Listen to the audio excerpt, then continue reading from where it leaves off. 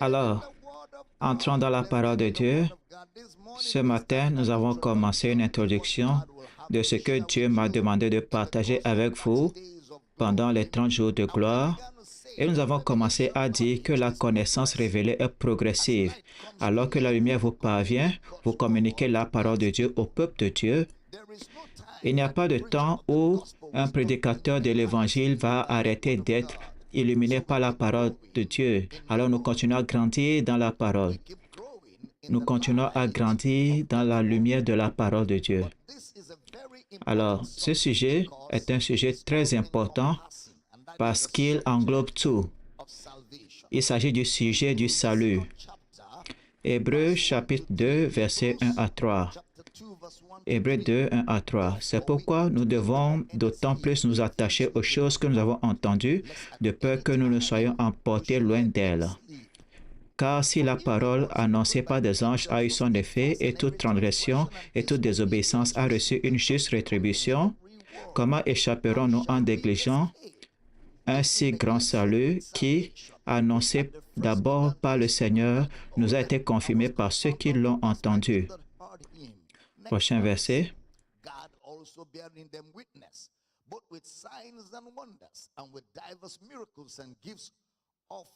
Dieu, appuyant leur témoignage par des signes, des prodiges et divers miracles, et par les dons du Saint-Esprit distribués selon sa volonté. Comment échapperons-nous si nous négligeons? Il met la conclusion en disant qu'il n'y a pas de solution au-delà du salut. Il utilise le mot néglige, qui est utilisé aussi dans Timothée, 1 Timothée 4, verset 14. En disant, ne néglige pas le don qui est en toi et qui t'a été donné par prophétie avec l'imposition des mains de l'Assemblée des Anciens. Le mot néglige là-bas veut dire ne pas considérer ou ignorer. Alors il utilise le mot si grand, si grand. Le salut offert est si grand. Le salut vient du mot grec soteria, qui veut dire sauver. Cela veut dire délivrer. Cela est traduit comme libérer ou préserver. Le mot soteria.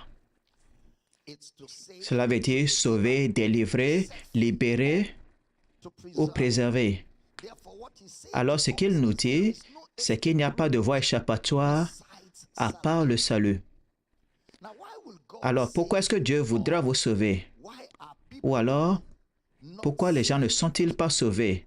Pourquoi Dieu voudra-t-il vous sauver? Ou pourquoi les gens ne sont-ils pas sauvés? Certains nous font croire qu'il y a cette caractéristique de Dieu, que Dieu fait tout ce qui lui plaît. Et ceci nécessite un examen minutieux parce que cela peut vouloir dire deux choses différentes. Vous savez, Jésus nous révèle l'intention du Père par ce qu'il dit et par ce qu'il fait. Jésus est la révélation de l'intention du Père. Jésus est l'action derrière le motif du Père. Dans le premier culte, nous avons établi que Jésus est la façon de penser de Dieu, le logos de Dieu.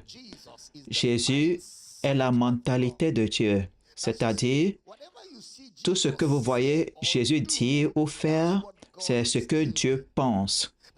C'est-à-dire tout ce que vous ne voyez pas dans les actions et paroles de Jésus, Dieu ne pense jamais à ces choses-là et ces choses ne viennent pas de Dieu. Alors Jésus lui-même a dit de façon catégorique, de moi-même je ne peux rien faire. Ce que je vois mon Père faire, c'est ce que je fais. Jésus a dit de façon autoritaire, celui qui m'a vu a vu le Père. Jésus, de façon catégorique, a dit, mon Père et moi, nous sommes un. Alors les Juifs ont pris des pierres pour le lapider. Pourquoi est-ce qu'ils voulaient faire cela? Parce que les Juifs comprennent que lorsque vous dites, mon Père et moi, nous sommes un, dans leur propre culture, ça veut dire, je suis dans le Père et le Père est en moi. C'est-à-dire, vous voyez la déité. Le Père et moi, nous sommes un. Alors, Jésus nous révèle l'intention du Père. Alors, Hébreux 2, 3 dit, alors comment échapperons-nous si nous négligeons un si grand salut qui a été annoncé par le Seigneur et a été confirmé par ceux qui l'ont entendu? Si nous négligeons, ce n'est pas s'il ne nous sauve pas. Il n'a pas dit comment est-ce que nous allons échapper si Dieu ne nous sauve pas. Mais il a dit comment échapperions-nous si nous négligeons, en négligeant un si grand salut. Cela met alors la responsabilité sur vous d'une certaine façon. Négliger, c'est ignorer, traiter légèrement, ignorer un si grand plan de salut. Alors, si vous ignorez et négligez le plan de salut de Dieu, comment est-ce que vous allez échapper? Alors, quelle est la volonté de Dieu pour l'humanité? La volonté de Dieu pour l'humanité est expressément révélée dans 1 Timothée, chapitre 1, versets 1 à 6. 1 Timothée 2, verset 1. J'exhorte donc, avant toute chose, à faire des prières, des supplications, des requêtes, des actions de grâce pour tous les hommes, pour les rois et pour ceux qui sont élevés en dignité, afin que nous menions une vie paisible et tranquille en toute piété et honnêteté. Cela est bon et agréable devant Dieu, notre Sauveur, qui veut que tous les hommes soient sauvés. Regardez, il veut, le mot veut, la volonté de Dieu. Il veut, c'est là la volonté de Dieu. Il veut que tous les hommes soient sauvés et parviennent à la connaissance de la vérité. C'est là la volonté de Dieu pour toute l'humanité. Verset 5, car il y a un Dieu, un seul Dieu et un seul médiateur entre Dieu et les hommes, Jésus-Christ homme, qui s'est donné lui-même en rançon pour nous, pour tous. C'est là le témoignage rendu en son temps. Alors expressément, nous voyons la volonté de Dieu qui veut que tous les hommes soient sauvés. C'est-à-dire, la volonté de Dieu ne préclut personne et la volonté de Dieu n'exclut personne. Dieu veut que tous les hommes soient sauvés. La prostituée, le meurtrier, le voleur, Dieu veut que tous les hommes soient sauvés. Cela veut dire, quand les gens prient que les gens meurent parce qu'ils sont mauvais, ce n'est pas Dieu qui exauce leur prière. Parce que Dieu ne peut pas être celui-là qui voudra que tous les hommes soient sauvés et être là à tuer les gens sans le salut. Dieu ne peut pas être cette personne-là. Dans 2 Pierre 3, 9, 2 Pierre 3, 9, regardez clairement, le Seigneur ne tarde pas dans l'accomplissement de la promesse, comme quelques-uns le croient, mais il use de patience envers vous, ne voulant pas qu'aucun périsse, mais voulant que tous arrivent à la repentance. Dieu ne veut pas la volonté de Dieu. Dieu ne veut pas qu'aucun périsse. Aucun. Aucun, c'est aucun. Il ne veut pas qu'aucun périsse, mais que tous arrivent à la repentance. Ézéchiel chapitre 18, verset 31. Ézéchiel 18, 31. Rejetez loin de vous toutes les transgressions par lesquelles vous avez péché. Faites-vous un cœur nouveau et un esprit nouveau. Pourquoi mourriez-vous, maison d'Israël? Verset 32.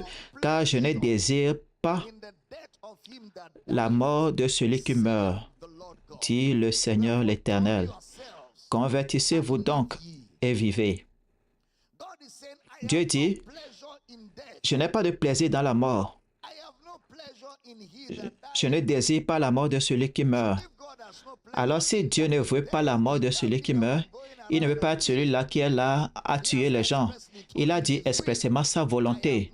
Je n'ai pas de plaisir dans la mort de celui qui meurt, dit l'Éternel. Jésus a parlé quelque part et a dit, je ne suis pas le Dieu des morts, mais le Dieu des vivants. Le Dieu des vivants. Pourquoi cherchez-vous les vivants parmi les morts? alors Dieu n'a pas de plaisir dans la mort. La volonté de Dieu, c'est que tous les hommes soient sauvés. Le plan de Dieu, c'est de sauver le monde entier, tout le monde. Alors chaque pécheur peut être sauvé. Le plan de Dieu, la volonté de Dieu, c'est le salut. La volonté de Dieu, c'est le salut. Aujourd'hui, c'est le jour du salut. Aujourd'hui, c'est le moment favorable. Dieu ne veut pas être là tué au jour du salut, parce que Dieu ne tue pas. Dieu ne peut pas tuer. Il n'y a pas de mort en Dieu. Et très bientôt, nous allons entrer dans l'exégèse de ce sujet. Alors, on va bien garder ce projet-là en vue quelque part.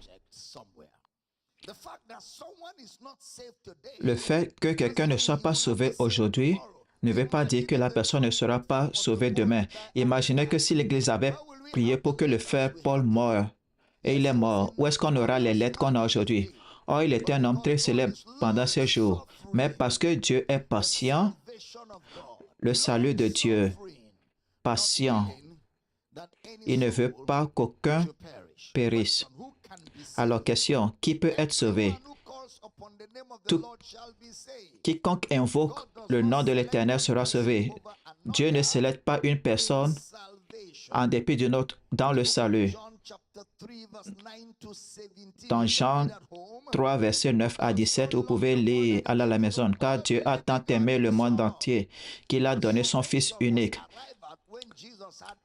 Ils sont arrivés à cette sommation lorsque Jésus a eu une interaction avec Nic. Vous savez, Nic, pendant la nuit, Nicodème.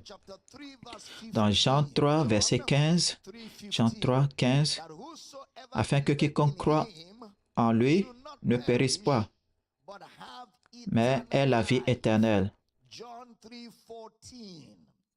Jean 3, 14, et comme Moïse éleva le serpent dans le désert, il faut de même que le Fils de l'homme soit élevé.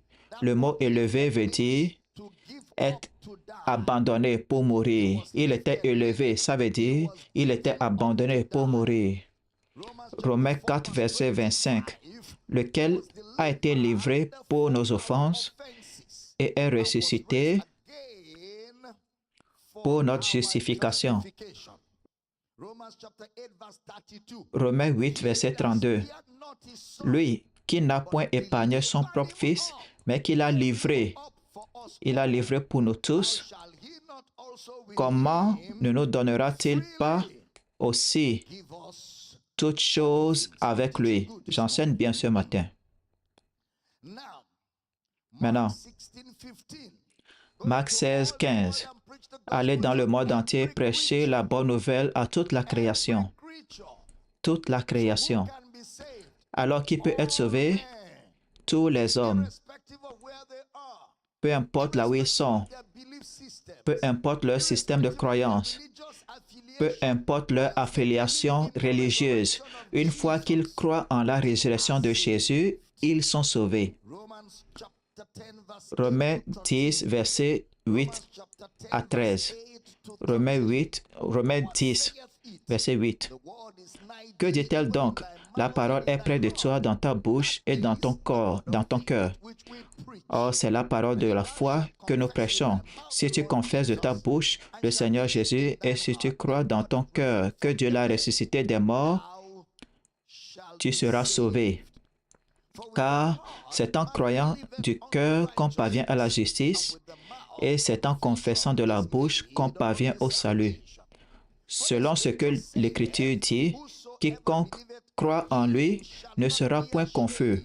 Il n'y a aucune différence, en effet, entre le juif et le grec, puisqu'ils ont tous un même Seigneur qui est riche pour tous ceux qui l'invoquent.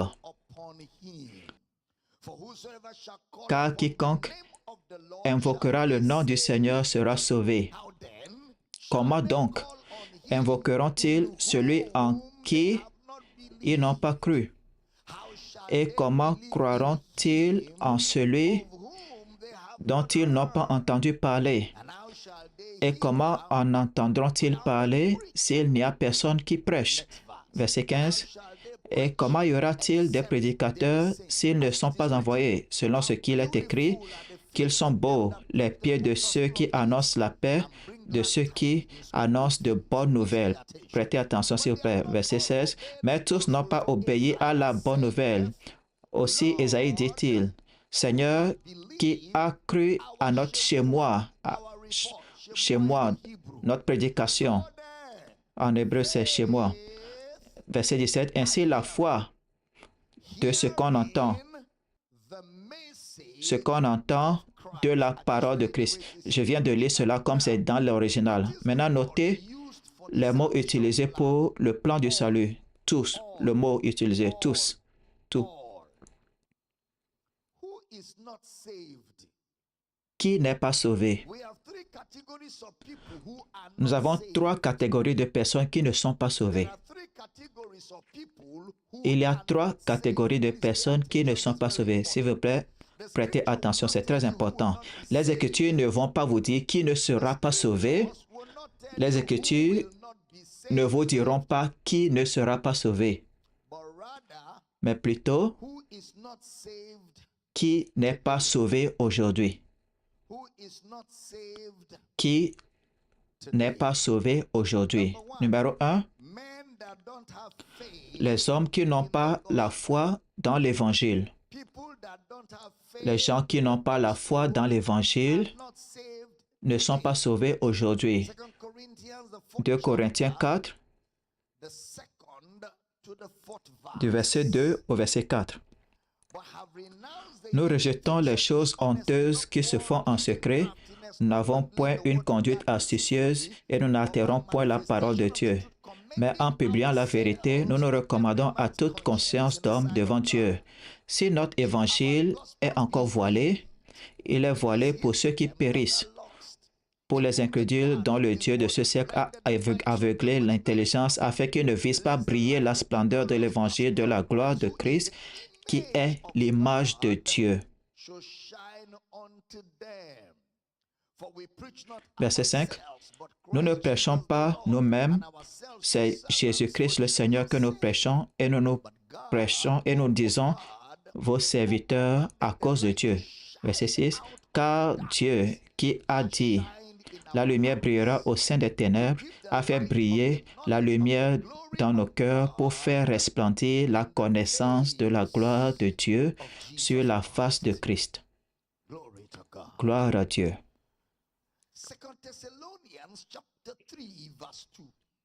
2 Thessaloniciens 3, verset 2. Alors, ceux dont la pensée est aveuglée pour ne pas croire en l'Évangile ne sont pas sauvés. 2 Thessaloniciens 3, 2. Et afin que nous soyons délivrés des hommes méchants et pervers, car tous n'ont pas la foi. Car tous n'ont pas la foi. C'est la première catégorie. Ceux qui n'ont pas la foi dans l'Évangile. Deuxième catégorie. Ceux qui n'ont pas entendu. Numéro 1, ceux qui n'ont pas la foi. Numéro 2, ceux qui n'ont pas entendu. C'est là les catégories des gens qui ne sont pas sauvés aujourd'hui.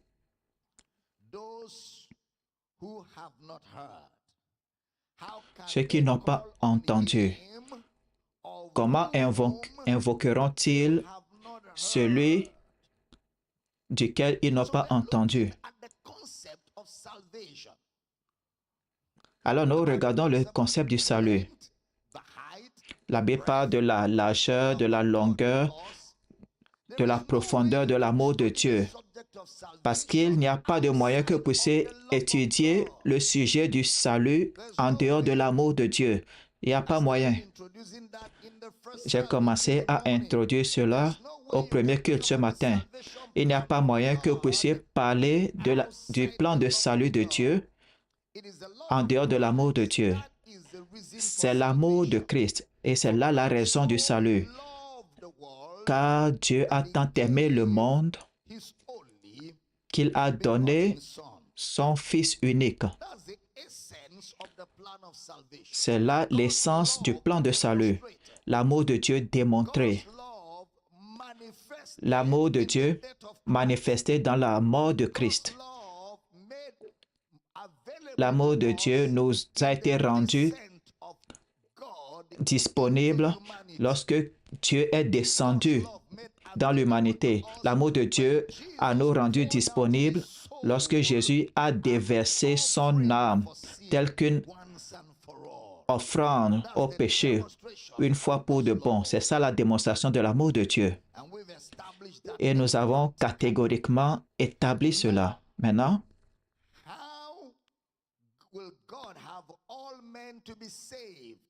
comment est-ce que Dieu voudra que tous les hommes soient sauvés dans toutes les nations par la prédication de l'Évangile? Mais beaucoup plus, 1 Timothée 2, versets 5 à 7. Prêtez attention, s'il vous plaît. 1 Timothée 2, 5 à 7. Car il y a un seul Dieu et un seul médiateur entre Dieu et les hommes, Jésus-Christ, homme. Soulignez homme. Jésus-Christ, homme. J'aime ça. Jésus-Christ, homme. Verset 6. Qui s'est donné lui-même en rançon pour tous. C'est là le témoignage rendu en son temps. C'est là le témoignage rendu en son temps. Le verset 7, afin d'avoir une image complète, et pour lequel j'ai été établi prédicateur et apôtre. Je dis la vérité, je ne mens pas. Chargé d'instruire les païens dans la foi et la vérité. Observez ce mot. Jésus-Christ, homme. Plusieurs d'entre nous savent que Jésus est Dieu. Jean 1, au commencement était la parole, et la parole était avec Dieu, la parole était Dieu. La parole était Dieu.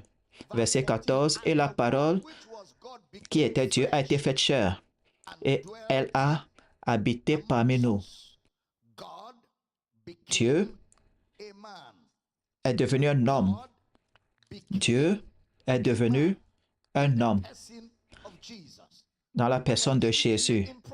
Je peux vous le dire en prophétie.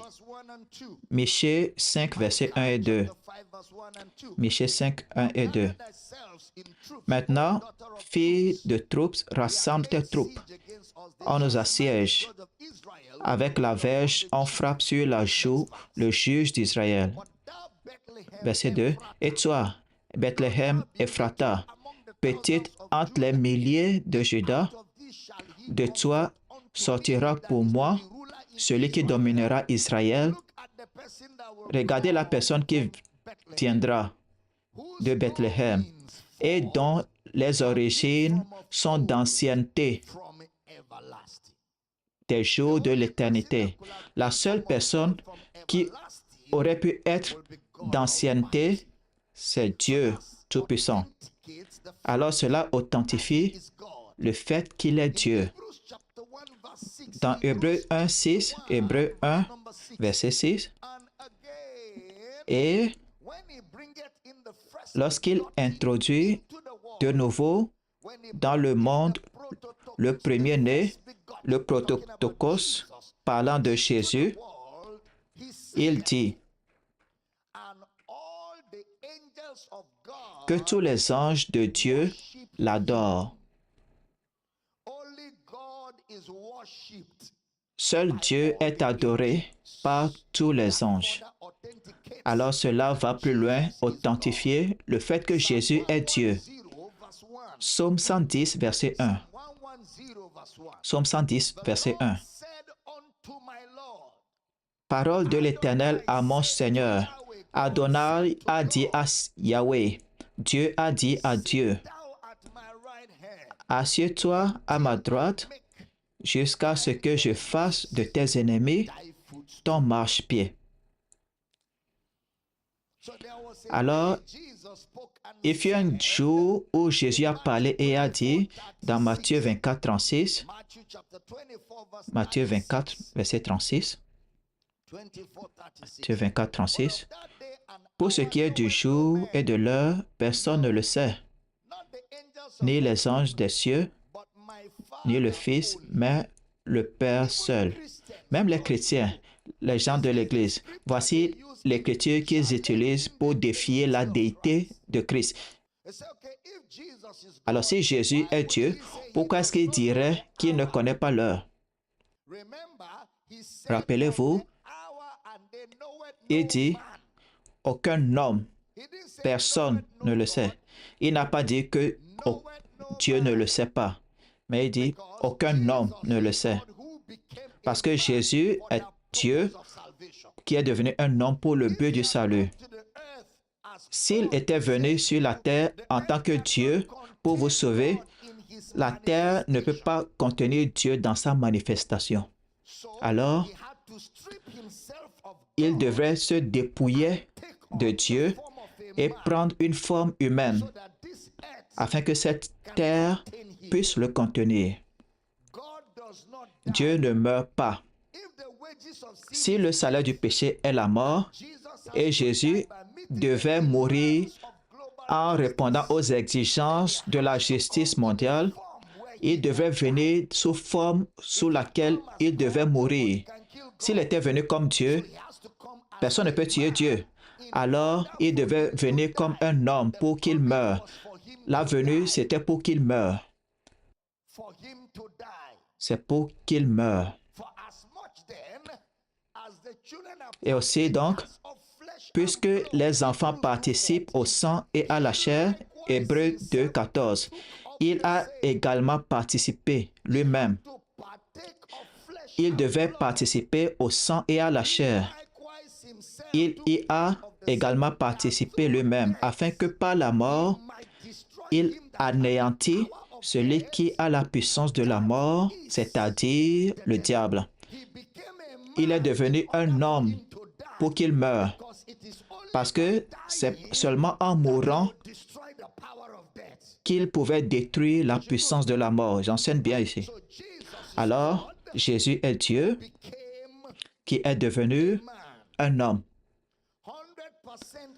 100% homme comme n'étant pas Dieu, 100% Dieu comme n'étant pas homme. En tant qu'homme, il a pleuré. En tant qu'homme, il avait faim. En tant qu'homme, il avait dormi. En tant qu'homme, il avait pleuré. En tant qu'homme, il avait grandi dans la sagesse, dans la stature.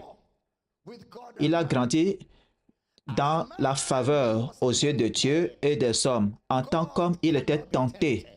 Dieu ne peut pas être tenté. 100% homme. En tant que Dieu, il est ressuscité d'entre les morts. En tant que Dieu, il a marché sur l'eau.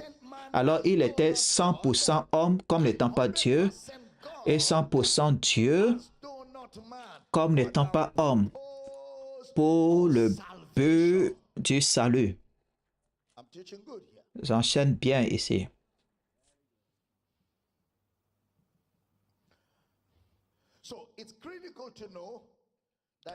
Alors, il est important de savoir que Jésus était un homme et il est encore un homme. Il y a un seul médiateur entre Dieu et les hommes, l'homme, Jésus-Christ homme. Et c'est là où intervient la rédemption. Plusieurs fois, Jésus s'est identifié comme le Fils de l'homme. Lorsqu'il a dit, je ne connais pas l'heure et le jour, il parlait en tant qu'homme. L'homme qui traite avec l'homme. Et si vous ne comprenez pas l'humanité du Christ, vous ne pouvez jamais comprendre le salut de nos âmes.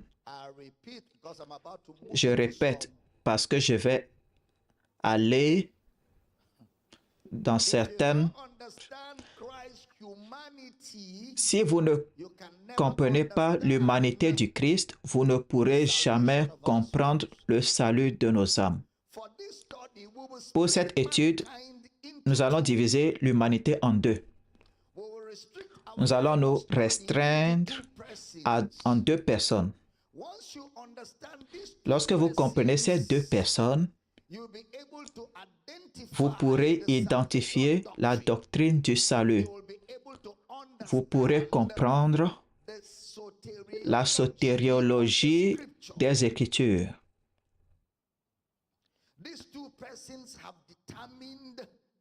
Ces deux personnes ont déterminé la destinée de l'humanité.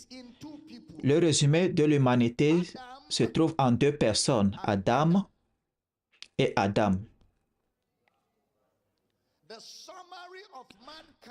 Le résumé de l'humanité se trouve en deux personnes, Adam et Adam. Adam n'était pas seulement un nom dans Genèse 1. Adam était un titre. S'il vous plaît, je vous en supplie avec mes genoux et mes mains, ne ratez aucun détail que je vais dire dans les 45 minutes à venir. Adam n'était pas seulement un titre. Adam n'était pas seulement un titre dans Genèse 1. Adam était une fonction. Adam était une fonction. Alors nous allons voir Adam en tant que fonction. Pour comprendre Adam en tant que fonction, parce que lorsque nous disons Adam, les gens doivent retracer Adam à la création d'Adam. Alors, c'est pourquoi la meilleure façon de regarder cela, c'est en tant que fonction. Alors, voyons Adam en tant que fonction. Parce qu'une fois que vous voyez cela, le salut est compris. Vous devez lire beaucoup dans Romains 5 pour comprendre le salut. Alors, voyageons un peu. Romains 5, verset 1 à 6. Étant donc justifiés par la foi, nous avons la paix avec Dieu par notre Seigneur Jésus-Christ, à qui nous devons d'avoir eu par la foi accès à cette grâce dans laquelle nous demeurons fermes et nous nous glorifions dans l'espérance de la gloire de Dieu. Verset 3. Bien plus, nous nous glorifions même des afflictions, sachant que l'affliction produit la persévérance. La persévérance, la victoire dans l'épreuve et cette victoire, l'espérance. Or, l'espérance ne trompe point parce que l'amour de Dieu est répandu dans nos cœurs par le Saint-Esprit qui nous a été donné. Verset 6. Car lorsque nous étions encore sans force, Christ, au temps marqué, est mort pour des impies. Pour des impies. Christ est mort pour des impies. Prêtez attention à cela. Christ n'est pas mort pour des gens bien. Il est mort pour les impies. C'est le mot criminel. Verset 7 à 11. Verset 7 à 11. À peine mourrait-on pour un juste. Quelqu'un peut être peut-être mourir pour un homme de bien. Mais Dieu prouve son amour envers nous en ce que lorsque nous étions encore des pécheurs, Christ est mort pour nous. À plus forte raison donc, maintenant que nous sommes justifiés par son sang, serons-nous sauvés par lui de la colère. Verset 10. Car si, lorsque nous étions ennemis, nous avons été réconciliés avec Dieu par la mort de son Fils, à plus forte raison, étant réconciliés, serons-nous aussi sauvés par sa vie. Et non seulement cela, mais encore nous nous glorifions en Dieu par notre Seigneur Jésus-Christ, par qui maintenant nous avons obtenu la réconciliation, par qui nous avons reçu la réconciliation. Alors, il résume notre concept du salut par et à travers Jésus-Christ. Il résume notre concept du salut par et à travers Jésus-Christ. Alors, il dit deux choses ici. Numéro 1, c'est par la grâce. Numéro 1, c'est par la grâce. Personne n'est qualifié. Nous étions ennemis et nous avons été réconciliés. Nous étions pécheurs justifié par son sang, c'est numéro un. C'est par la grâce. Personne n'est qualifié. Nous étions ennemis et nous avons été réconciliés. Nous étions pécheurs, justifiés par son sang. Alors, cela veut dire qu'il n'y a pas de préclusion pour qui que ce soit. L'humanité, les pécheurs ne sont pas distingués dans l'humanité. Cela veut dire, dans l'humanité, les pécheurs ne sont pas distingués. Alors, il n'y a pas de bons pécheurs, il n'y a pas de mauvais pécheurs. Pas de bons pécheurs, pas de mauvais pécheurs.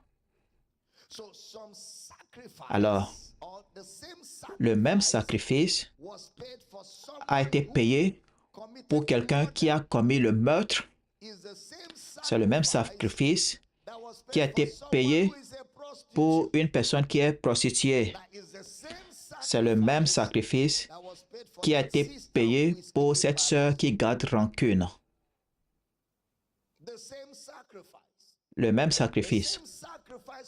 Le même sacrifice pour le meurtrier est le même sacrifice pour la prostituée. Et c'est le même sacrifice pour ce frère-là qui vient de raconter un petit mensonge. Le même sacrifice. Pas de bons pécheurs, pas de mauvais pécheurs. Le péché n'est pas distingué dans l'humanité. Prêtez attention. Le péché n'est pas distingué dans l'humanité. Il n'y avait pas de prix humain. C'est-à-dire, nous étions tous pécheurs et personne ne pouvait rien faire. Et à cause de cela, Jésus est mort pour tout le monde. Romains 5, verset 12. Et notre étude commence maintenant. Romains 5, 12. C'est pourquoi, comme par un seul homme, le péché est entré dans le monde, et par le péché la mort, et qu'ainsi la mort s'est étendue sur tous les hommes, car tous ont péché. Nous amenons notre étude à deux hommes, les Adam. Adam en tant que fonction, pas en tant qu'une personne seule. Par un homme, le péché est entré dans le monde.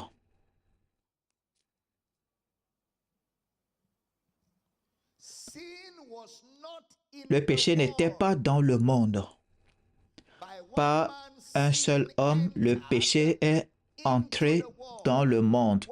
Un homme.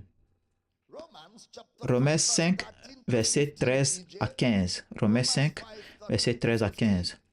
Car jusqu'à la loi, le péché était dans le monde. Or, le péché n'était pas imputé quand il n'y a point de loi.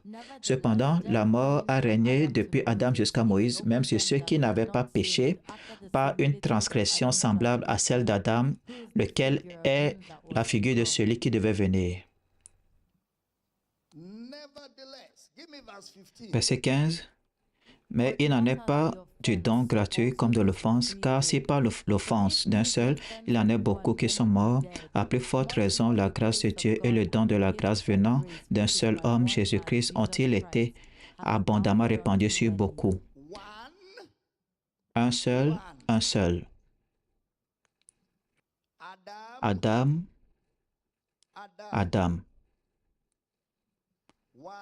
Un seul homme, un seul homme. Restez avec moi.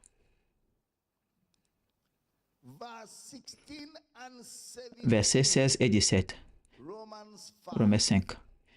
Et il n'en est pas du don, comme de ce qui est arrivé par un seul qui a péché, car c'est après une seule offense que le jugement est devenu condamnation, tandis que le don gratuit devint justification après plusieurs offenses. Si par l'offense d'un seul, la mort a régné par lui seul, à plus forte raison ceux qui reçoivent l'abondance de la grâce et du don de la justice régneront-ils dans la vie par Jésus-Christ lui seul.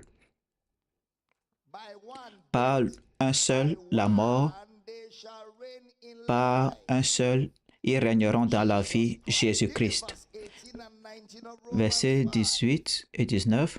Ainsi donc, comme par une seule offense la condamnation a atteint tous les hommes, de même par un seul acte de justice, la justification qui donne la vie s'étend à tous les hommes. Verset 19. Car comme par la désobéissance d'un seul homme, beaucoup ont été rendus pécheurs, de même par l'obéissance d'un seul, beaucoup seront rendus justes. Alors l'humanité est divisée en deux personnes. L'humanité est divisée en deux personnes. La Bible entière est résumée dans Romains 5, du verset 1 à 12, jusqu'à la fin. Et si vous comprenez ce chapitre, vous comprenez le concept du salut. Un homme, Adam, un homme, Jésus-Christ. Adam, c'est Adam dans Genèse 1. Et Adam dans Genèse 1, c'est Jésus.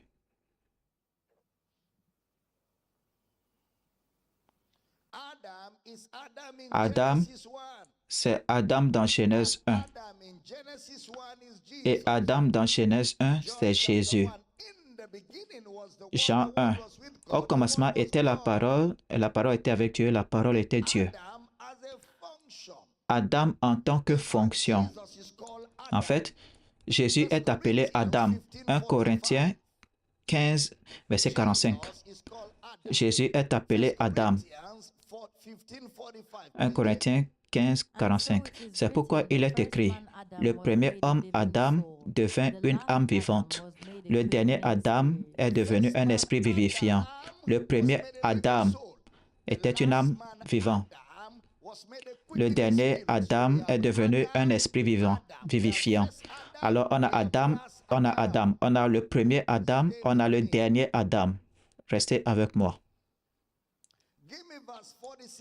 Versets 46, 47, 1 Corinthiens 15.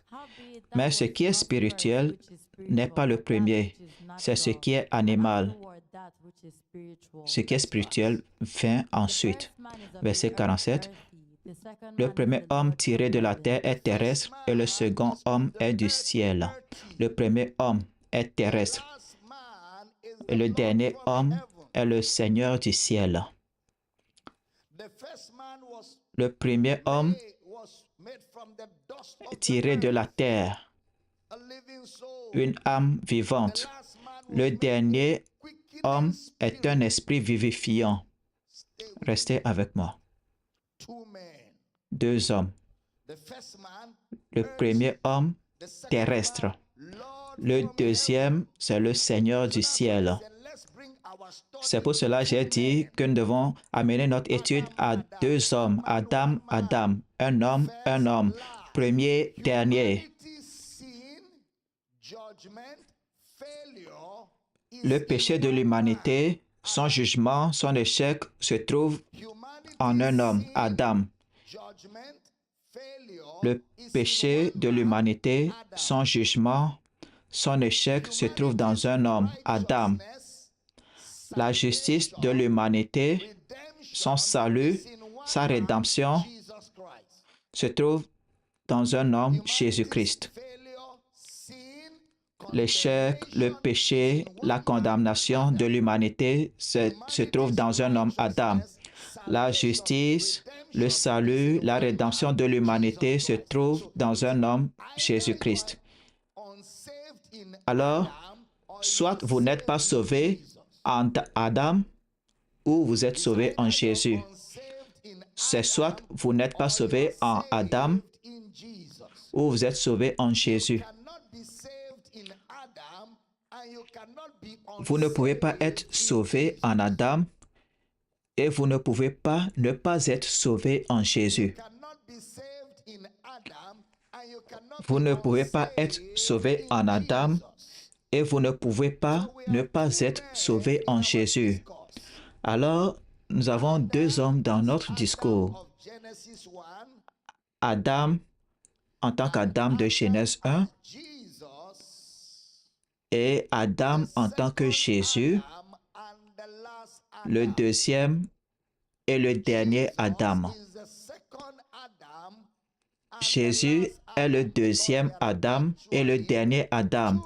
Parce qu'en fait, il y a deux Adam, mais techniquement, il y a trois Adam. Deux Adam, mais techniquement, trois Adam. Adam, deuxième Adam, dernier Adam. Adam, fonction, l'humanité sans Dieu. Et Adam, le Fils unique, le deuxième Adam. Le dernier Adam, le Seigneur ressuscité. Restez avec moi. Deux choses. Jésus est le deuxième Adam après le premier. Le premier Adam est devenu pécheur. Jésus est aussi le dernier Adam, ce qui veut dire il n'y aura pas d'Adam après Jésus. Alors, voyons Adam en tant que fonction. En tant que quoi? Genèse 1, 26. Genèse 1, 26. S'il vous plaît, prêtez attention. Puis Dieu dit, faisons l'homme à notre image, selon notre ressemblance, et qu'il domine sur les poissons de la mer. Un instant. Qu'il, soulignez cela, qu'il. Ce qu'il va résoudre des millions de problèmes. En anglais, la version, c'est le pluriel qui est utilisé dans la version anglaise. Lorsque Dieu parle, sa parole devient loi. La loi de l'Éternel est parfaite. Lorsque Dieu parle, sa parole fait office de loi. Alors, lorsque Dieu dit, faisons l'homme et qu'il domine, par la loi, il s'est annulé, il s'est retiré de la terre par la loi.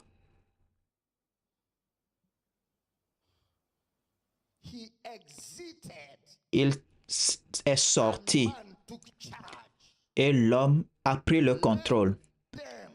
Qu'il, ce n'est pas que nous dominions, mais qu'il, Adam en tant que fonction. Restez avec moi, qu'il domine. Voilà, Adam en tant que race, ou Adam en tant que race.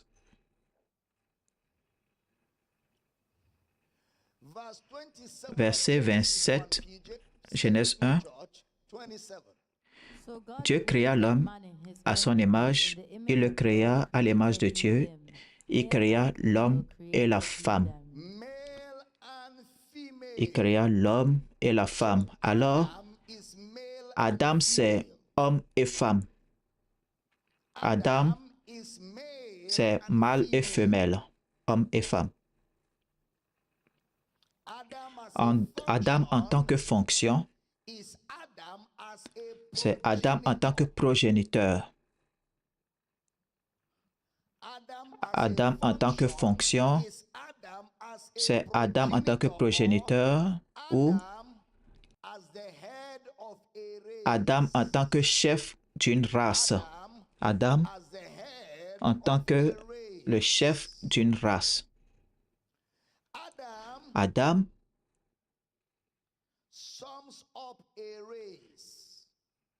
résume une race tout entière de la création de Dieu. Il créa l'homme et la femme. Alors, l'homme et la femme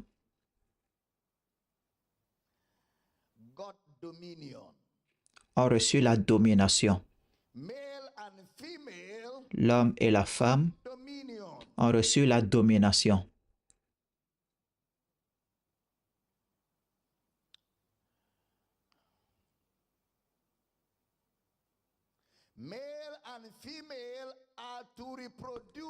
L'homme et la femme doivent se reproduire sur la terre. L'homme et la femme doivent l'assujettir et la remplir. L'homme et la femme. Alors, Adam est une race représentée par une personne de la création. Alors, le deuxième Adam est qualifié pour être une race représentée par Jésus-Christ. Le deuxième Adam est une race de personnes représentées par Jésus-Christ, tout comme Adam est une race représentée par une personne de la création.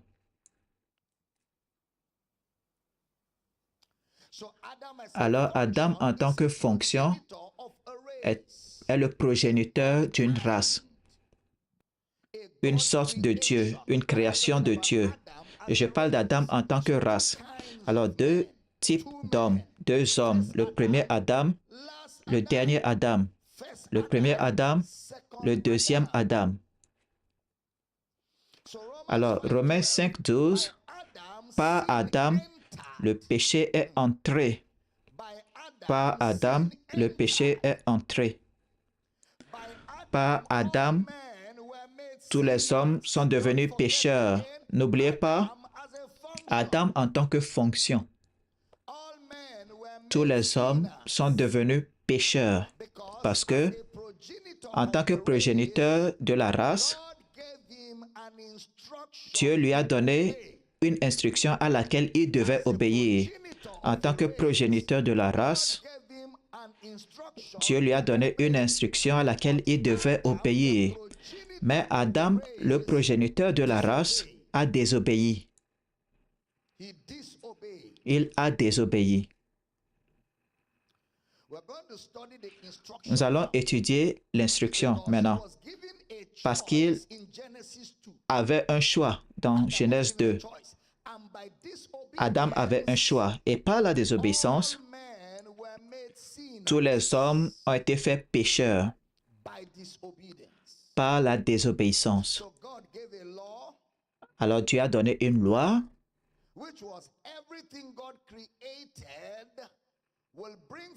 selon laquelle tout ce que Dieu a créé devait se reproduire ou porter du fruit selon sa propre nature. C'était ça la loi. Tout ce que Dieu a créé va donner du fruit selon sa propre nature ou selon son espèce. Est-ce que vous êtes là? Prêtez attention.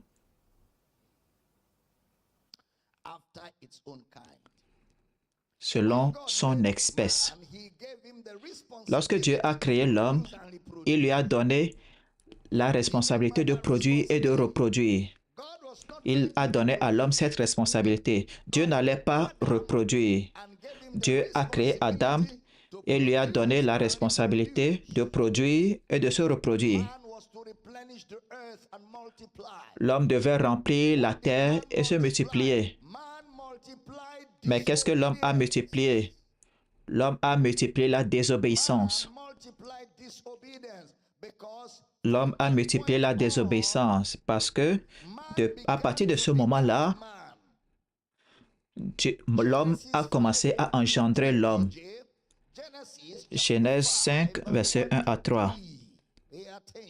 Genèse 5, 1 à 3. Prêtez attention. Voici le livre de la postérité d'Adam. Vous voyez la postérité de qui? La postérité d'Adam. Adam en tant que fonction, le chef, le progéniteur d'une race. Voici le livre de la postérité d'Adam. Lorsque Dieu créa l'homme, il le fit à la ressemblance de Dieu. Verset 2. Il créa l'homme et la femme. Il les bénit et il les appela du nom d'homme. Lorsqu'ils furent créés, l'homme et la femme furent appelés hommes. Verset 3. Adam, âgé de 130 ans, engendra un fils à sa ressemblance selon son image. Maintenant, il a commencé à engendrer ou à se reproduire, à produire des enfants à sa ressemblance, selon son image. Et il lui donna le nom de Seth. L'homme a commencé à engendrer l'homme à sa ressemblance, à son image. Quelle image? L'image de la désobéissance. L'homme a commencé à engendrer l'homme à son image de désobéissance. Rappelez-vous, nous nous référons à une race, alors Adam dans cette race est une fonction. Adam dans cette race est une fonction. Alors l'humanité a fonctionné dans la désobéissance à cause d'Adam, qu'il domine. L'humanité a fonctionné dans la désobéissance. Nous voyons l'humanité qui a été créée, Genèse 1, verset 26 à 27, Genèse 1, 26 à 28 plutôt. Puis Dieu dit, faisons l'homme à notre image selon notre ressemblance et qu'il domine sur les poissons de la mer, sur les oiseaux du ciel, sur le bétail, sur toute la terre et sur tous les reptiles qui rampent sur la terre. Le verset 27. Dieu créa l'homme à son image, il le créa à l'image de Dieu, il créa l'homme et la femme. Verset 28. Dieu les bénit et Dieu leur dit, soyez féconds, multipliez, remplissez la terre et l'assujettissez, et dominez sur les poissons de la mer, sur les oiseaux du ciel et sur tout animal qui se meut sur la terre. Alors, deux choses différentes. Dieu a créé l'homme à son image, selon sa ressemblance. Le premier fait référence à l'image et à la ressemblance de Dieu. Et ensuite, il leur dit ce qui suit, qu'il domine.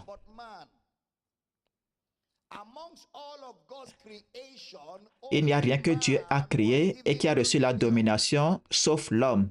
Parmi les créations ou la création de Dieu, seul l'homme a reçu la domination. Dieu n'a pas donné la domination à deux créatures. Il n'a pas donné la domination à l'homme et à la vache. Il n'a pas donné la domination à l'homme et au lion. Seul l'homme a reçu la domination sur toute la création de Dieu. Et nous voyons cette domination qui a été exercée. Adam a commencé à appeler les noms. Et tout nom qu'il leur donnait, c'était le nom qu'il portait. Parce que la domination était en exercice en tant que fonction.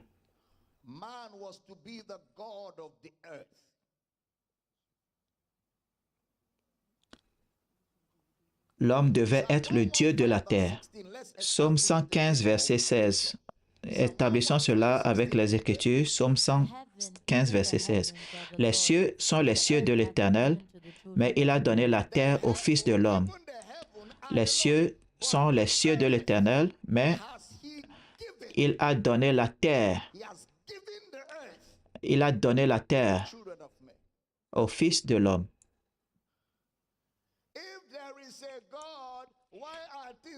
S'il y a un Dieu, pourquoi est-ce que les choses ne se passent pas bien sur la terre?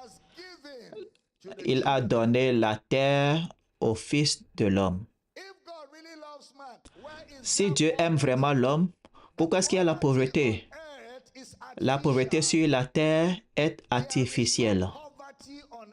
Il n'y a pas de pauvreté sur la terre.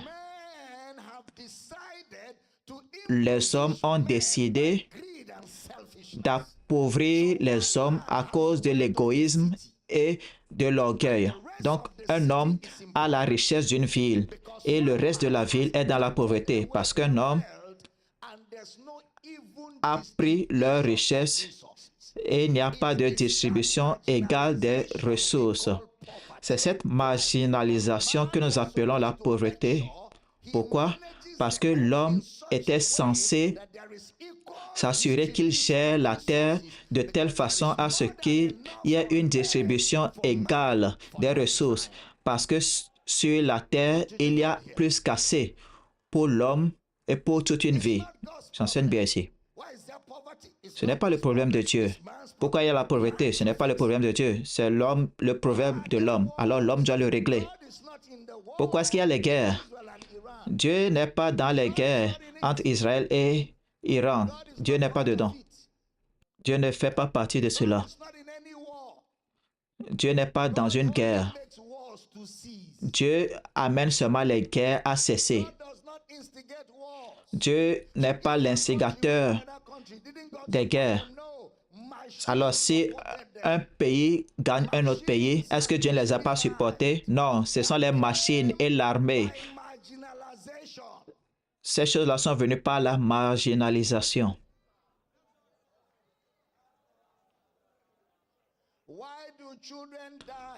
Pourquoi est-ce que les enfants meurent et Dieu ne fait rien à ce sujet? Il a donné la terre au Fils de l'homme. Alors, tout ce que l'homme fait sur la terre, l'homme vivra par les répercussions de cela.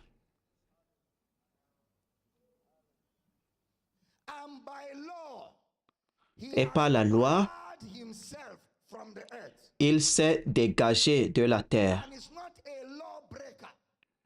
Et il n'est pas quelqu'un qui viole la loi. Alors, il ne peut pas s'imposer. Il doit rester aussi longtemps que possible et attendre jusqu'à ce qu'un homme qui le comprend devienne son allié et l'invite à venir au travers de lui pour aider la terre. Regardez, pour vous montrer que Dieu ne viole pas la loi, lorsque l'homme a péché, Dieu n'avait pas de moyen d'aider l'homme. La seule façon qu'il pouvait le faire, c'est que Dieu se dépouille de Dieu et s'humilie et vienne sur la terre par les entrailles d'une femme en tant qu'homme pour intervenir dans le salut. Si j'enseigne, crie, j'ai entendu. Alors ceci doit répondre à des questions.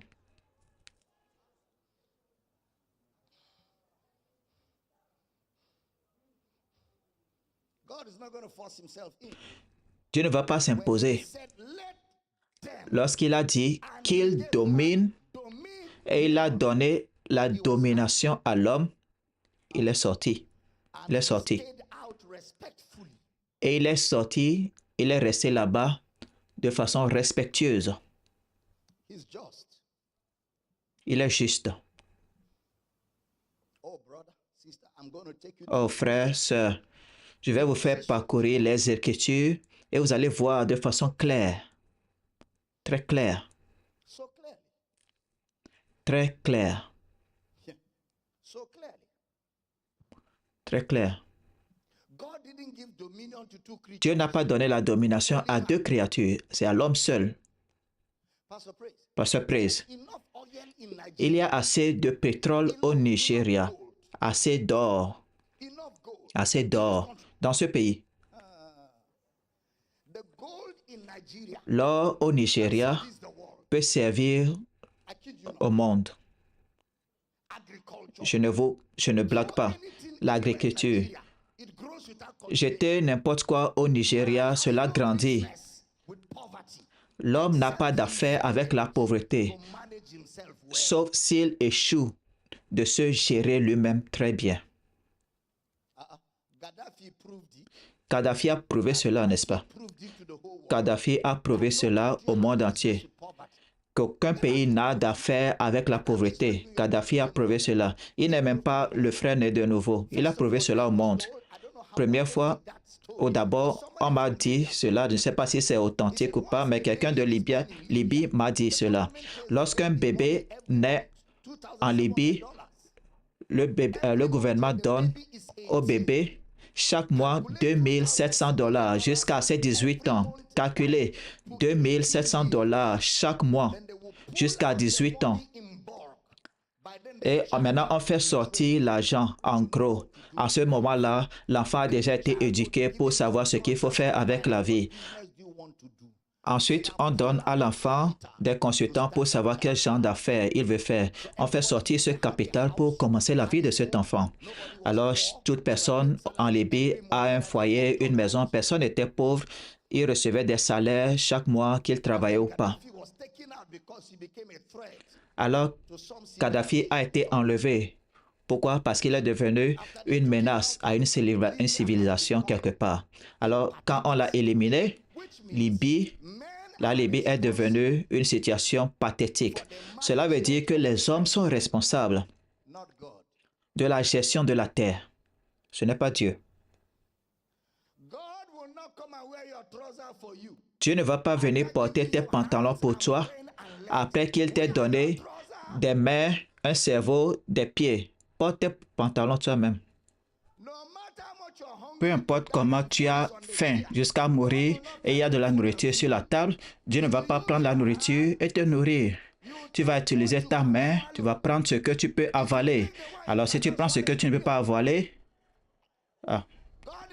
Dieu ne va pas gifler ta bouche.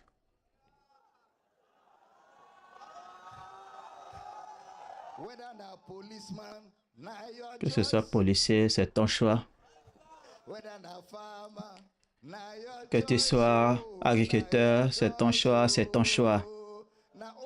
Ce sont les rimes de l'ancienne école. Dis à ton voisin qu'il domine. Dis, Dieu n'a pas changé cela. Cette parole est restée telle qu'elle. L'homme est au contrôle de la terre. Est-ce que j'enchaîne bien? Alors, les cieux des cieux appartiennent à l'Éternel, mais il a donné la terre au Fils de l'homme. Pour faire quoi? Pour exercer la domination. Regardez Hébreux 2, verset 6. Hébreux, chapitre 2, verset 6. Or, quelqu'un a rendu ce témoignage quelque part. Qu'est-ce que l'homme pour que tu te souviennes de lui? Ou le Fils de l'homme pour que tu prennes soin de lui? Vous savez, les gens de l'Ancien Testament ont continué à se poser des questions. C'est quoi l'homme? Pourquoi est-ce que tu te soucies de l'homme? C'est quoi l'homme? La façon dont il est rebelle et désobéissant, qu'est-ce qu'il y a dans cet homme? C'était là les questions des prophètes de l'Ancien Testament que maintenant l'écrivain du livre des Hébreux veut nous expliquer. Le verset qui suit. Tu l'as abaissé pour un peu de temps au-dessous des anges. Tu l'as couronné de gloire et d'honneur. Tu as mis toutes choses sous ses pieds. En effet, en lui soumettant toutes choses, Dieu n'a rien laissé qui ne lui fût soumis. Cependant, nous ne voyons pas encore maintenant que toutes choses lui soient soumises. Attends, tu as mis toutes choses sous l'homme. Tu lui as donné la domination sur toutes choses. C'est quoi l'homme? Parce que si cet homme est l'homme à qui tu as donné la domination, lorsque nous le voyons très bien, il n'est pas dans la domination. Alors, c'est quoi l'homme? Parce que cet homme ne ressemble pas à l'homme. Parce que l'homme est censé être au contrôle. Mais cet homme, c'est qu'on a à son contrôle. Alors, c'est quoi l'homme ou qu'est-ce que l'homme? Qu'est-ce que l'homme? Je vais finir ce culte.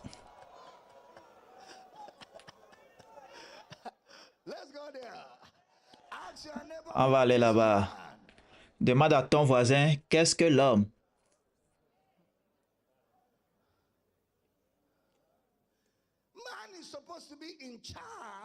L'homme est censé être aux commandes.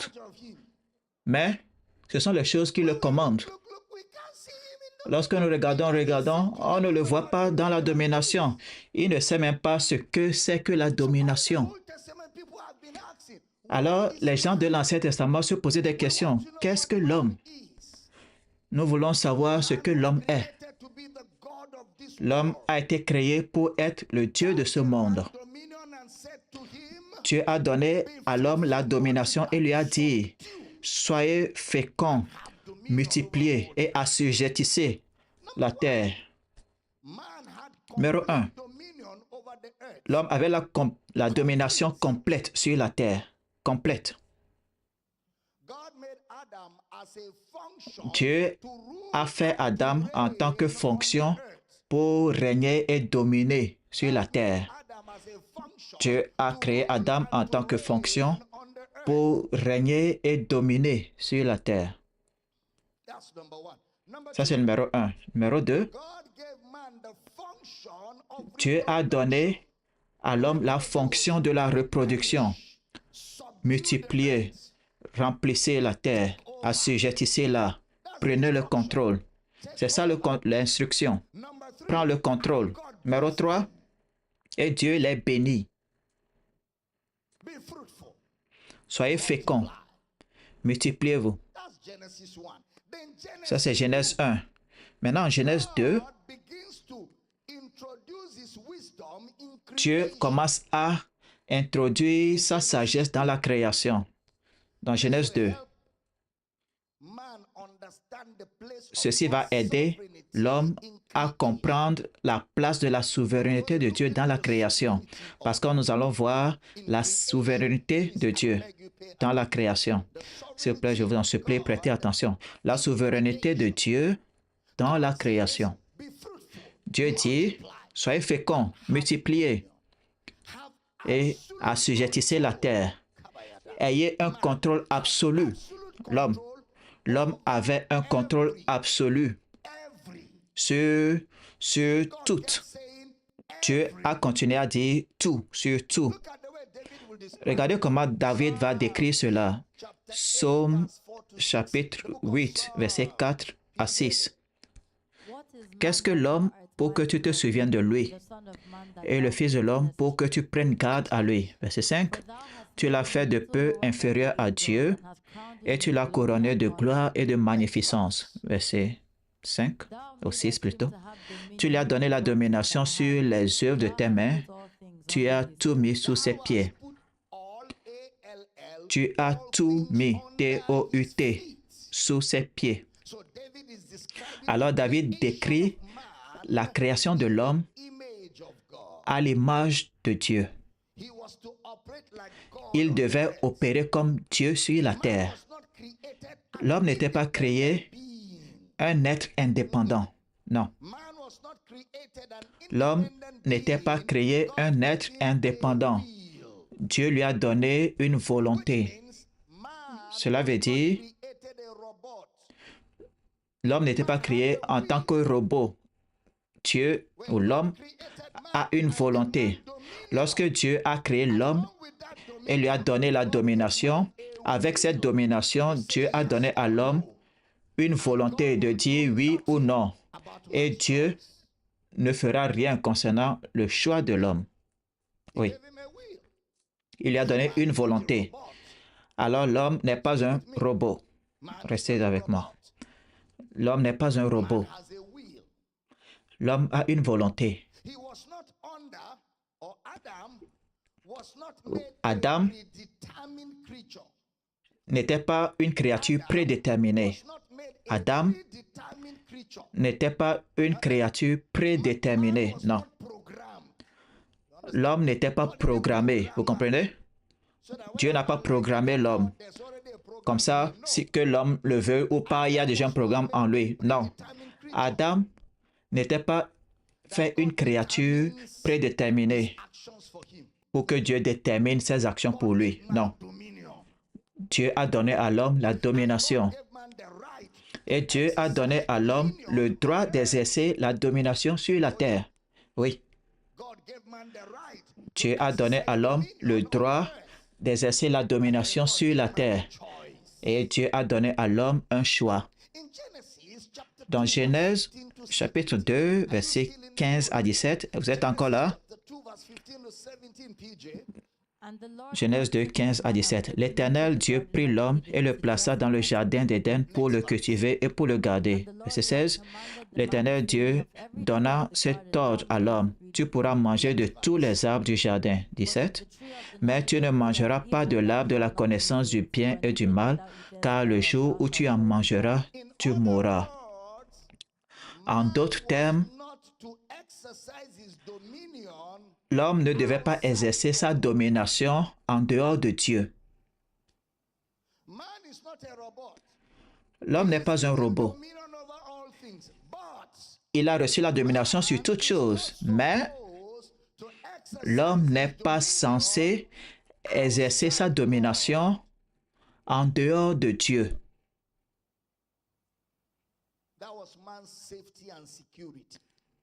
C'était là la sécurité de l'homme.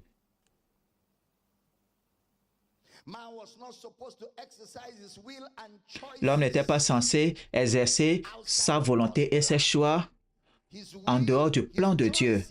Sa volonté, ses choix devaient être en accord avec le plan de Dieu. Et Dieu a fait connaître son plan à l'homme. Mange de tous les arbres. C'est là ma volonté, mon plan pour toi. Mange de tout, mais de l'arbre de la connaissance du bien et du mal, c'est une zone interdite pour ta sécurité. Clairement. Restez avec moi. C'était clair. Toutefois, pour comprendre que l'homme n'était pas créé un robot, Dieu a dit, le jour où tu en mangeras, pas le jour où je vais te faire manger de cela. Le jour, parce que tu as la volonté et le contrôle maintenant. Tu es libre d'exercer ta franchise. Mais regarde bien, le jour où tu en mangeras, il y a la mort dedans. C'est comme si tu disais à ton enfant, ne mets pas ta main dans le feu. Si tu mets ta main dans le feu, ça va te brûler. Alors, l'enfant vient par derrière et met la main dans le feu. Est-ce que tu as brûlé l'enfant? Qui a brûlé l'enfant? Le feu. Qui a mis la main dans le feu? L'enfant. Alors, qui s'est brûlé lui-même? L'enfant. Est-ce le pasteur Richard? C'est béni. L'enfant a mis le doigt dans le feu et son doigt a été brûlé. Ce n'est pas Dieu. Et tu ne diras pas que tu ne vas pas allumer le feu parce qu'il y a un enfant têtu dans ta maison. Non. Maintenant, il appartient à cet enfant de t'obéir et te faire confiance et te permettre de le protéger en respectant tes instructions, ou alors l'enfant a la liberté de te désobéir, sortir de ta protection, aller contre ta sagesse et s'attirer lui-même quelque chose que lui-même va jouir ou duquel lui-même il va jouir. Parce que quand le feu va te brûler, c'est toi seul qui vas jouir de cela. Le jour où tu en mangeras, ce n'est pas le jour où nous allons en manger, c'est le jour où toi, j'enseigne bien, n'est-ce pas? Il n'y a pas de prédétermination. J'enseigne. Si vous êtes là, dites j'entends. Après le culte, allez et jouez encore ce message, encore, et écoutez très bien, sans les notes. Ensuite, jouez encore la deuxième fois et complétez vos notes avant le culte de demain, parce que demain, il va encore entrer dans un autre terrain. Si vous ne pouvez pas saisir ceci, et demain. Si tu marches avec les gens à pied et tu es fatigué et les gens qui seront à cheval, tout ton voisin commence à parler en langue pendant 30 secondes.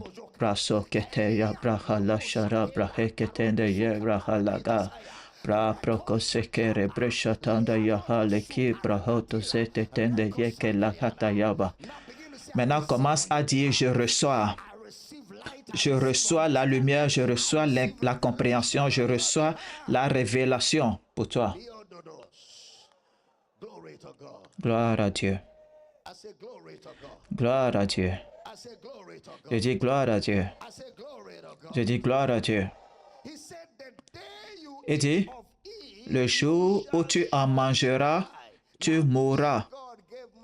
Alors, si Dieu a donné à l'homme un choix, cela veut dire qu'il n'a pas fait de l'homme une créature prédéterminée. Avant ce temps-là, il n'y avait pas de mort dans le monde. Romains 5, 12 dit, comme par un seul homme, ce n'est pas par Satan, ce n'est pas par Dieu. Satan n'est pas le Dieu de ce monde. Au point de la création, Satan n'était pas le Dieu de ce monde. Alors, Satan n'a pas de pouvoir à introduire quelque chose dans le monde. Seul l'homme. Même Dieu ne pouvait pas introduire quelque chose d'autre à part l'homme ou sans l'homme. Alors, comme par un seul homme, et cet homme-là, c'est l'homme dans la domination. Par un seul homme, le péché est entré dans le monde. Le mot est sekoma dans le grec. Ça veut dire un objet étranger qui n'était pas connu du monde a été introduit dans le monde. Par un seul homme, pas par Dieu. Ce n'est pas par Satan non plus. Satan n'était pas le Dieu de ce monde. Par un seul homme. Le péché est entré dans le monde et par là, la mort. Donc, il n'y avait pas de mort, il n'y avait pas de péché, ce qui fait que Dieu n'est pas à l'origine de la mort. Dieu n'est pas à l'origine de la mort. La mort a été produite par le péché et le péché est venu de l'homme. Alors, la mort est l'effet d'une cause. La mort est l'effet. La mort n'est pas une création. La mort, c'est une absence. La mort est une absence. La mort n'est pas une création. La mort est une absence. Voici des briques que je suis en train de poser, que je vous donne. La mort n'est pas une création. La mort est une absence. J'enchaîne bien. La mort est quoi? La mort est quoi? Une absence. La mort n'est pas une création. C'est pourquoi, par un seul homme, le péché et la mort par le péché. Vous voyez ça? Alors, l'homme est responsable de deux effets, le péché et la mort, pas Satan, pas Dieu, parce que l'homme est dans la domination. J'enchaîne? OK. Avant cela, il n'y avait pas de mort dans le monde, que ce soit physique ou spirituel. Avant cela, il n'y avait pas de péché dans le monde. Dieu a donné à l'homme la domination. Il a donné à l'homme un choix. Et puisque la domination était absolue, écoutez très bien, la domination de l'homme était absolue, mais la domination de l'homme n'était pas souveraine. La domination de l'homme était absolue, mais la domination de l'homme n'était pas souveraine. Le mot souverain veut dire quelqu'un qui n'a pas d'autorité au-dessus de lui. C'est ça ce que veut dire souverain. La domination de l'homme était absolue, mais la domination de l'homme n'était pas souveraine.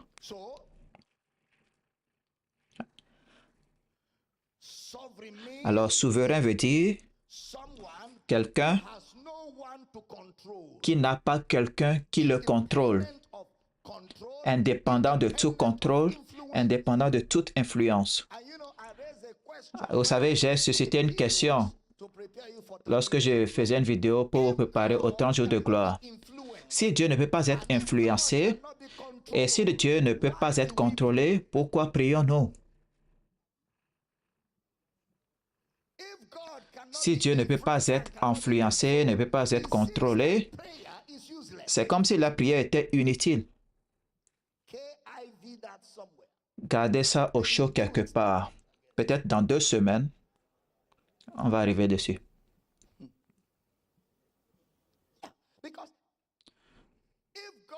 Parce que si Dieu est souverain, ce qu'il est, cela veut dire qu'il est indépendant de tout contrôle et influence.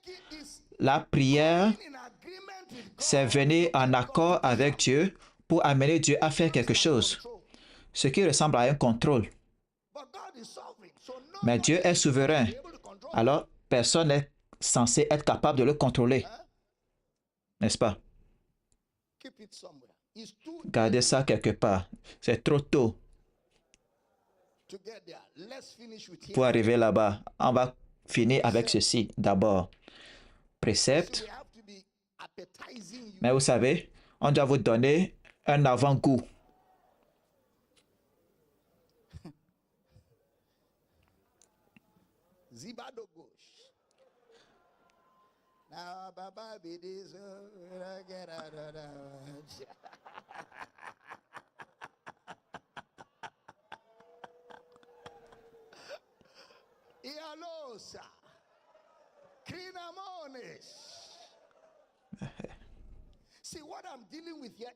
Ce que je traite ici, c'est ce qui fait que les gens deviennent athées.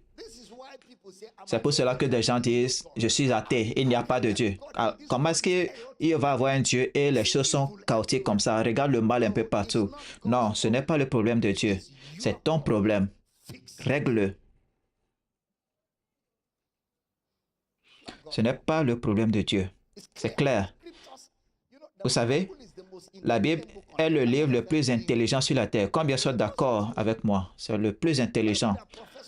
La Bible que les professeurs vont lire et ne pas savoir ce qu'ils lisent. Les professeurs vont lire la Bible et ne pas savoir ce qu'ils lisent.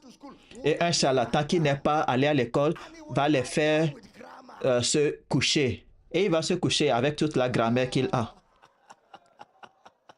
Il faut laisser ça. Il faut laisser ça.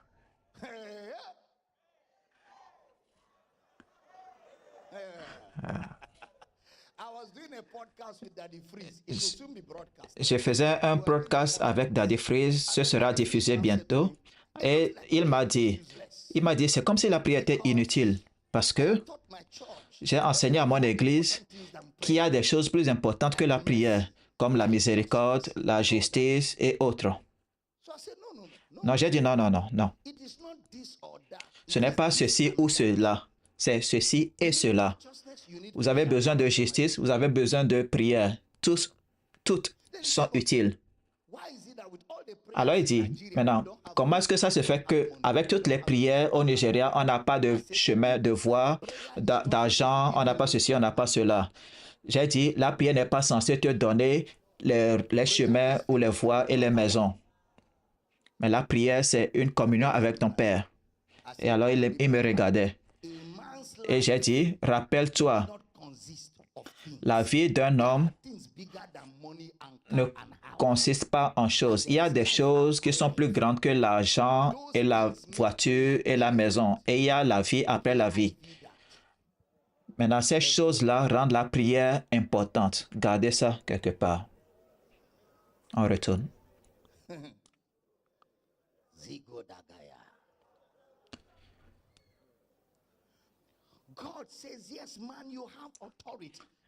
Dieu dit, oui, homme, tu as l'autorité, tu as la domination sur la terre. Mais tu n'as pas la souveraineté sur ta vie. Tu as la domination, mais tu n'as pas la souveraineté sur ta vie. Si tu manges de l'arbre de la connaissance du bien et du mal, tu mourras certainement. L'Hébreu dit, en mourant, tu mourras. Cela veut dire, tu vas mourir spirituellement et physiquement. C'est ce que ça veut dire. Il n'y aurait pas eu de mort physique s'il n'y avait pas eu de mort spirituelle. La mort physique est l'effet résultant de la mort spirituelle, ce qui a fait l'éruption de la mortalité. Parce que l'homme n'était pas créé mortel ou immortel. L'homme n'était pas créé mortel ou immortel. L'homme était créé neutre. en attendant son choix. C'est son choix qui va le rendre mortel ou immortel. Et l'homme a fait le choix de la mort, ce qui a donné naissance à la mortalité. C'est pourquoi Jésus devait mourir. Une partie de la mort de Jésus devait restaurer l'immortalité à la mortalité. Et l'immortalité est obtenue par l'Évangile. C'est pour cela, l'un de ces jours-là, la mortalité va revêtir l'immortalité parce que cela fait partie de ce que Jésus a obtenu en vainquant la mort. Et en ceci, les enfants sont participants de la chair et du sang. Lui-même y a également participé afin que par la mort, il détruit celui qui a la puissance de la mort. C'est pourquoi il a dit, je suis la résurrection et la vie. Lorsque j'entre en toi, la résurrection est entrée en toi.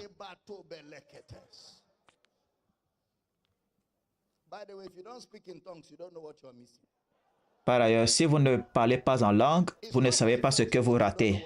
Ce n'est pas forcé, mais vous ne savez pas ce que vous ratez.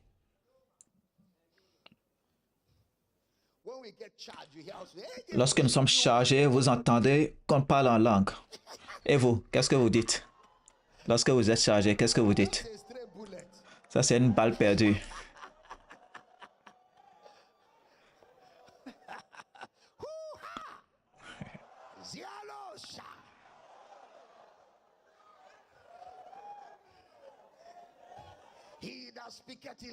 Celui qui parle en langue ne parle pas aux hommes, car aucun homme ne le comprend. Mais c'est en esprit qu'il dit des mystères.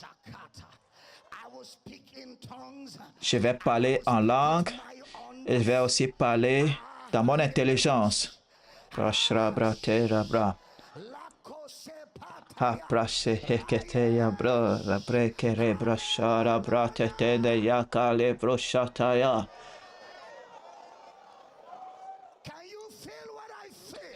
Est-ce que vous pouvez sentir ce que je ressens?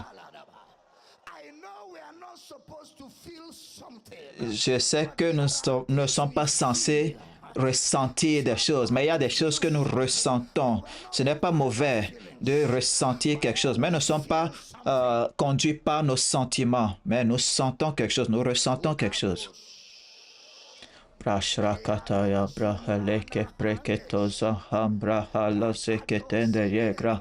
Hele rubra shraibra krega taya breha la soka pranga la haka praheta sote preta brato sheke. Vous vous pouvez parler en langue. Bra shaka prakata. Commençons à parler en langue dans le Saint-Esprit. Commençons à prier dans le Saint-Esprit. Bra shrabra here bra prakataya. Partout où vous êtes, vous pouvez parler en langue. Breha brashakara brahaleke braho breheke prazanda laka pratazanda yagrekata.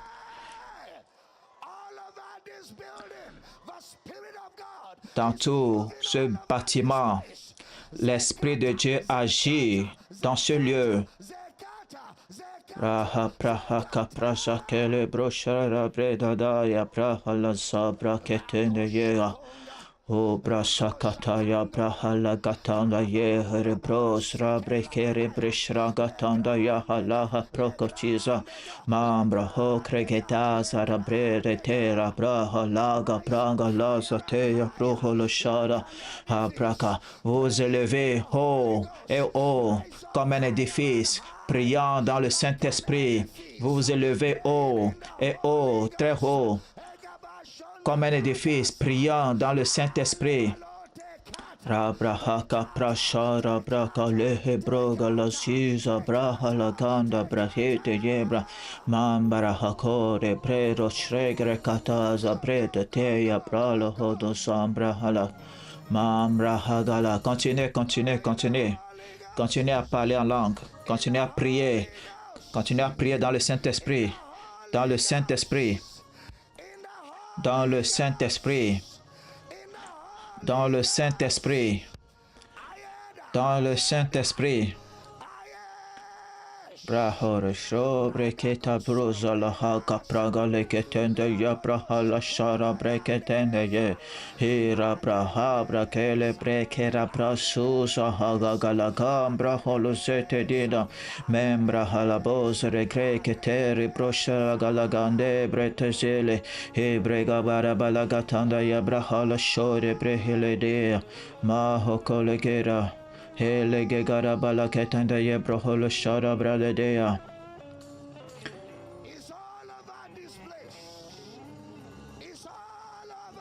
Il est partout dans ce bâtiment.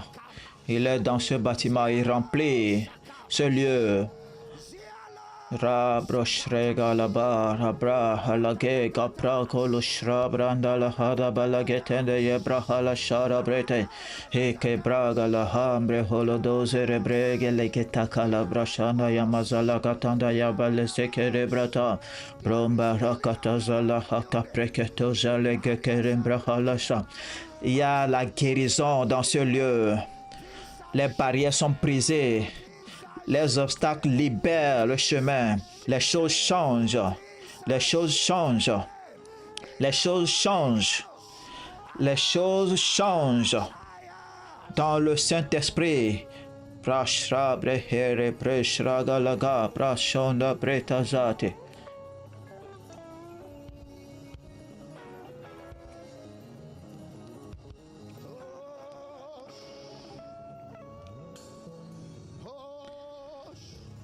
Continuez à prier.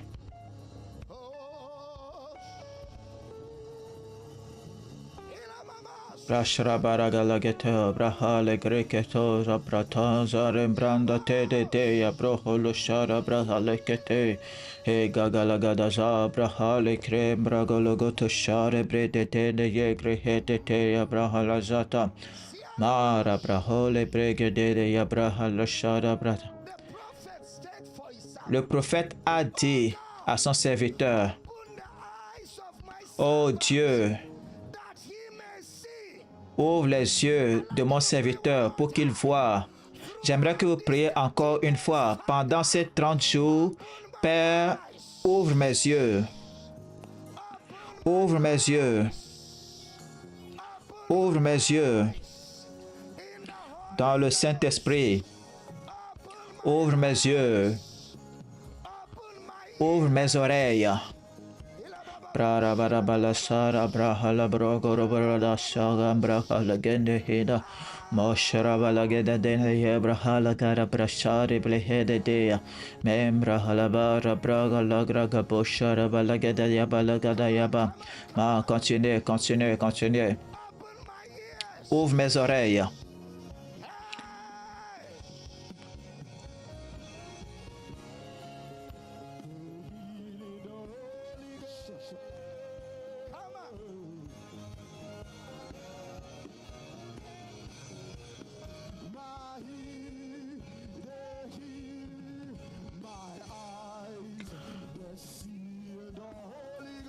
La chanson dit dans le Saint-Esprit, mes mains, elles guérissent, mes oreilles, elles entendent, mes yeux, ils voient.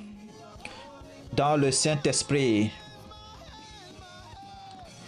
mes mains, elles guérissent, mes oreilles entendent, mes yeux voient.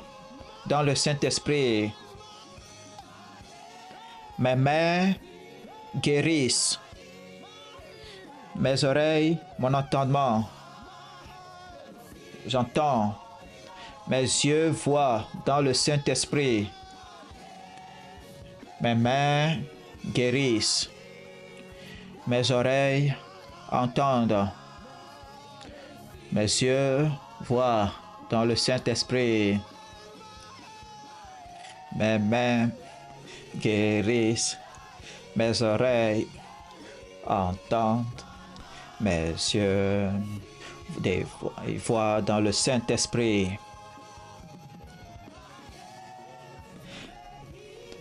Mes mains guérissent, mes oreilles entendent, mes yeux, ils voient dans le Saint-Esprit.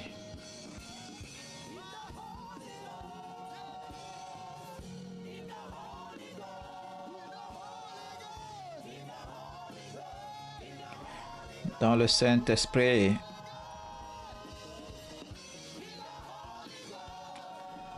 dans le Saint-Esprit, dans le Saint-Esprit, dans le Saint-Esprit, dans le Saint-Esprit, dans le Saint-Esprit, dans le Saint-Esprit, dans le Saint-Esprit, dans le Saint-Esprit, dans le Saint-Esprit, dans le Saint-Esprit. Tout le monde, chantons. Dans le Saint-Esprit. Mes mains guérissent, mes oreilles entendent, mes yeux, ils voient dans le Saint-Esprit. Mes mains guérissent, mes oreilles entendent, mes yeux, ils voient dans le Saint-Esprit. Mes mains guérissent, mes oreilles entendent, mes yeux, ils voient dans le Saint-Esprit. Dans le Saint-Esprit, dans le Saint-Esprit, dans le Saint-Esprit, dans le Saint-Esprit, dans le Saint-Esprit, dans le Saint-Esprit, dans le Saint-Esprit, dans le Saint-Esprit, dans le Saint-Esprit. Mettez la main sur l'épaule de quelqu'un là où vous êtes et nous allons encore prier un peu plus dans l'esprit. La puissance de Dieu coule dans ce lieu. La puissance de Dieu agit dans ce lieu. Encore une fois, prions. Prions encore une fois. Prions dans le Saint-Esprit. Encore une fois. Il y a davantage. Priez les uns pour les autres. Priez pour quelqu'un. Pendant ces 30 jours, révélation sur révélation. Brashrabadede, Treklaga Brasara Braholo Preshara Gelekete Dende Hibro Holo Shadabalaga Yabaraba. Bragalada, Bragalaga, Habrakata Sambra Haleketende Yebroholo Sharabrata, Hero Brahala Gadeya Brahala Zambre Helegeregro Pashare Brehetende Yege, Membra Halagatanda Yabrahalo Shaka Preketende Yehala Brakata. Priez les uns pour les autres, priez les uns pour les autres, priez les uns pour les autres. Mambo holo shara blagara brakala getende yebra hala zara brade tende yebra holo shrabra galagada ibra bara bala geleketo breshara brekete de brehelege prando dozere bara gelekete yeba mombre hagalaga brahalo sombre helegara brata. Merci Père. Nous te louons Père. Nous te louons Père. Nous recevons, nous recevons, nous recevons. Nous recevons pour chacun à cette conférence. Nous recevons pour toute personne en ligne. Nous recevons pour toute personne dans les campus. Nous recevons pour toute personne à la radio, pour toute personne à la télé. Nous recevons pour toute personne sur toutes les plateformes. La connaissance révélée, la transformation, la liberté totale en Christ. Nous recevons la guérison et les miracles. Nous recevons les signes et les prodiges. Père, nous te donnons la louange. Père, nous te louons. Père, nous te louons. Vous pouvez balancer vos mains en action de grâce. Balancez vos mains, si elles sont saintes, en action de grâce. Balancez vos mains, vos saintes mains en action de grâce à l'Éternel. Balancez vos mains saintes en action de grâce à l'Éternel.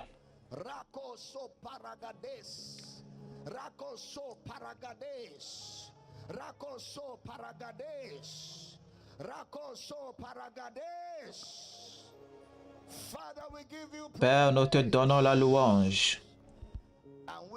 Et nous nous réjouissons car au cours de ces 30 jours de gloire, personne ne repartira la même. La connaissance révélée. Ton peuple est bâti, édifié, et ton peuple sert efficacement ton dessein. Nous te donnons la louange, nous te donnons la louange. Les corps malades sont guéris. Les sentiers tortueux sont rendus pleins. Les vallées sont élevées. Les montagnes sont aplanées. Les miracles partout dans ce lieu. Recevez au nom de Jésus. Recevez au nom de Jésus. Recevez au nom de Jésus. Père, nous te louons.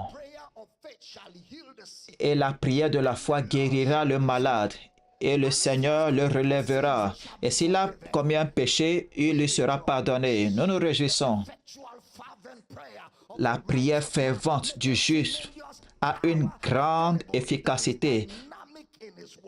Cela rend disponible une puissance qui est dynamique dans son œuvre. Merci pour la puissance pourvue pour cette semaine. Alors vous faites du progrès cette semaine, du progrès stable cette semaine, au nom de Jésus.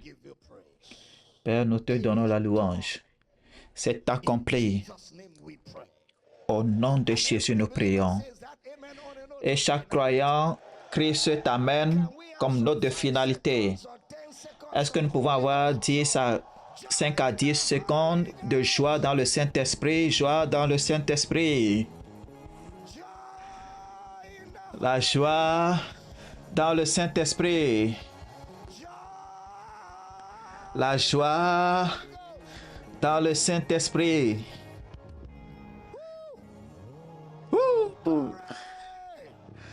Gloire.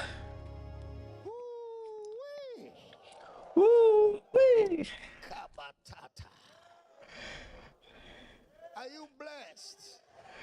Est-ce que vous êtes bénis?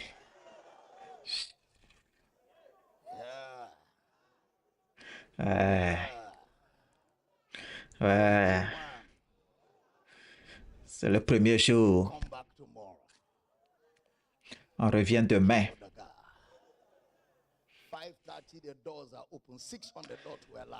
17h30, les portes seront ouvertes. Passez du temps à prier dans le Saint-Esprit. Écoutez le message 2 fois. Une fois sans le message, sans les notes. La deuxième fois avec les notes. Complétez vos notes. Et revenez avec toute la fumée et toute la vapeur. J'ai dit revenez comment? C'est pas la fumée de la cigarette, bien sûr.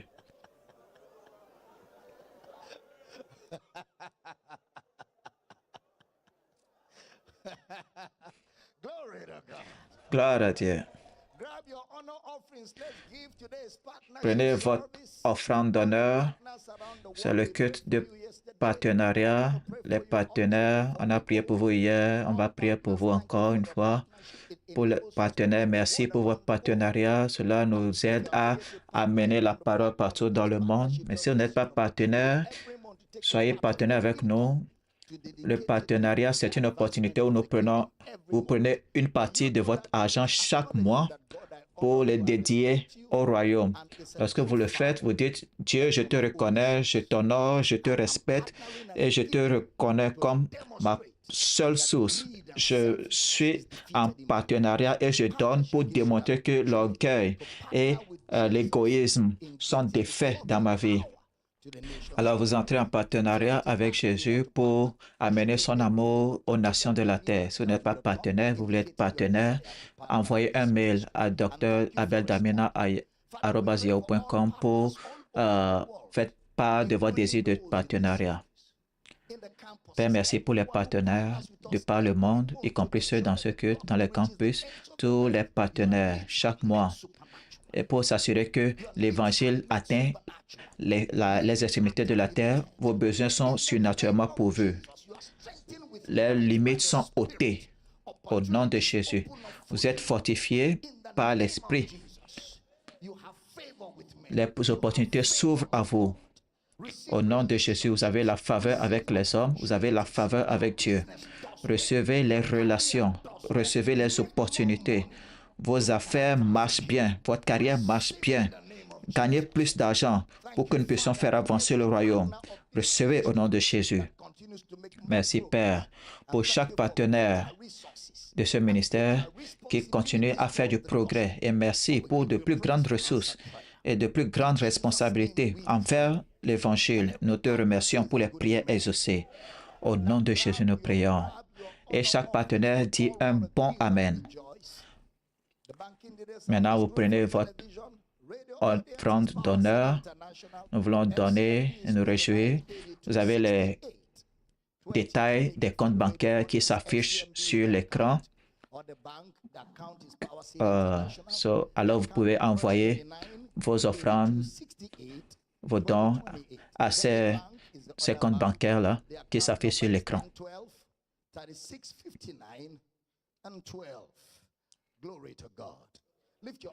Levez vos offrandes. Père, nous te remercions pour le privilège de donner. Nous donnons dans la foi, nous donnons dans la joie. Nos offrandes sont une bonne odeur devant toi. Merci pour l'opportunité de faire avancer le royaume. Merci car nos offrandes se lèvent comme un parfum de bonne odeur. Au nom de Jésus. Amen. Gloire à Dieu.